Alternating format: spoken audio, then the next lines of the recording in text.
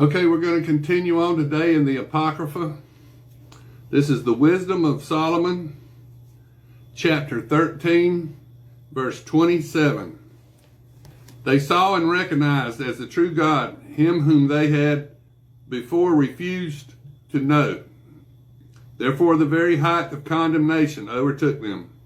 For all men are foolish by nature and had no perception of God. And from the good things that they were visible, they had not the power to know him who was. Nor through paying attention to his works did they recognize the workman.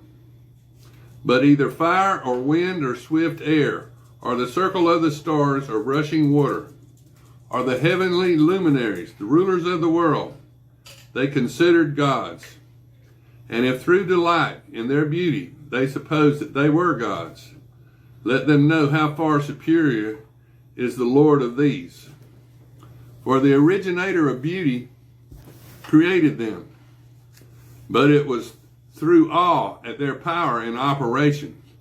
Let them conclude from them how much mightier he who formed them is.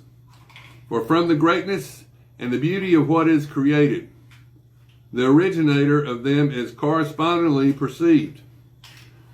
But yet little blame attaches to these men, for perhaps they just go astray in their search for God and their desire to find him. For living among his works, they searched and believed the testimony of their sight, that what they see is beautiful. But again, even they are not to be excused. For if they had power to know so much, that they would try to make out the world, why did they not sooner find the Lord of all this?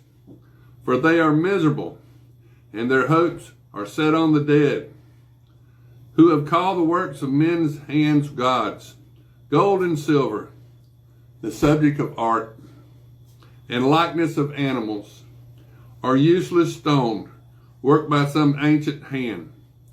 But if some carpenter saws down a tree he can handle and skillfully strips off all its bark, and shaping it nicely, makes a dish suited to the uses of life, and burns the chips of his work to prepare his food, and eats his fill, but the worst of them, which is good for nothing, a crooked piece full of knots, he takes and carves to occupy his spare time, and shapes it with understanding skill. He makes it a copy of human form,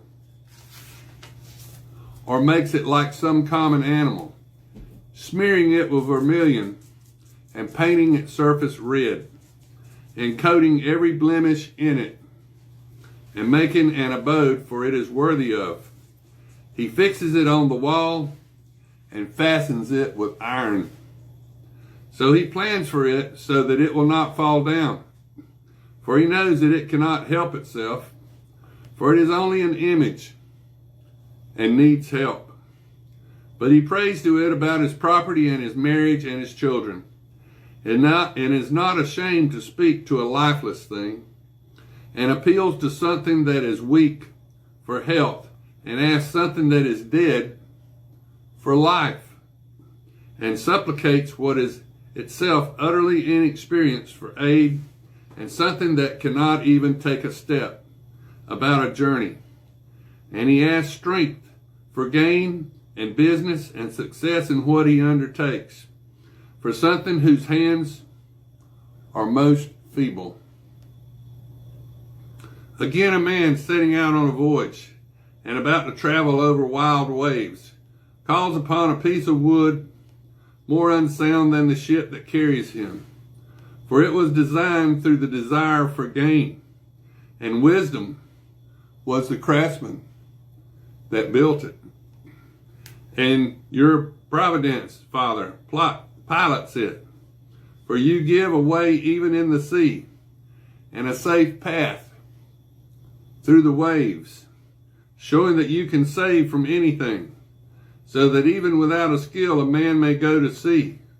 But it is your will that the works of your wisdom should not be idle. Therefore the men trust their lives to even the smallest plank.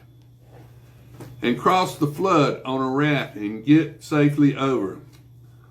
For in the beginning, when the haughty giants perished, the hope of the world took refuge on a raft, and steered by your hand left to the world a generating germ. For blessing is wood through which uprightness comes, but what is made with hands is accursed, along with the man who made it. Because he shaped it, and what was perishable was called a god. For the ungodly man and his ungodliness are equally hateful to God. For what is done must be punished with the man who did it.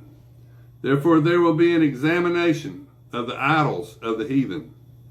For although part of God's creation, they became an abomination and snares to the souls of men, and a trap for the feet of the foolish. For the devising of idols is the beginning of fornication, and the invention of them is the corruption of life. For they did not exist from the beginning, and they will not last forever. For through the vanity of men they came into the world, and therefore a speedy end for them was designed. For a father afflicted with untimely grief made a likeness of his child that had been quickly taken from him, and presently honored as a god to him who was once a dead man, and handed down to his subject mysteries and rites. Then the ungodly practice, strengthened by time, came to be observed as law. And by the orders of monarchs, carved images were worshipped. And when men could not honor them in their presence because they lived far away, they imagined how they looked far away, and made a visible image of the king they honored, so as by the zeal to flatter the absent one as though he were present. But the ambition of the artist stimulated even those who did not know the subject to intensified worship.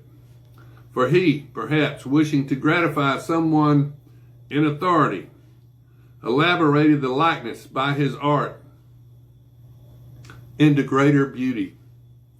And the multitude, attracted by the charm of his workmanship, now regarded as an object of worship the one whom they had recently honored as a man. And this proved an ambush for man's life, because men in bondage to misfortune or royal authority, clothed stick and stone with a name that cannot be shared with others. And then it was not enough for them to go astray about the knowledge of God, but though living in a great war of ignorance, they called such evils peace. For neither while they murder children in their rites, nor celebrate secret mysteries, nor hold frenzied revels with alien laws, do they keep their lives or marriages pure. But one man waylays another and kills him, or grieves him by adultery. And it is all a confusion of blood and murder, theft and fraud, depravity, faithlessness, discord, and perjury, clamor at the good, forgetfulness of favors, defilement of souls, confusion of sex, irregularity in marriage, adultery, and indecency. For the worship of the unspeakable idols is the beginning and the cause and the end of every evil. For they either rejoice in madness, or prophesy falsely, or live unrighteously, or readily forswear themselves. For since they believe in lifeless idols, they do not expect to be harmed for swearing wickedly. But justice will overtake them for both matters, because they thought wickedly of God and gave heed to idols, and because they swore unrighteously to deceive in regard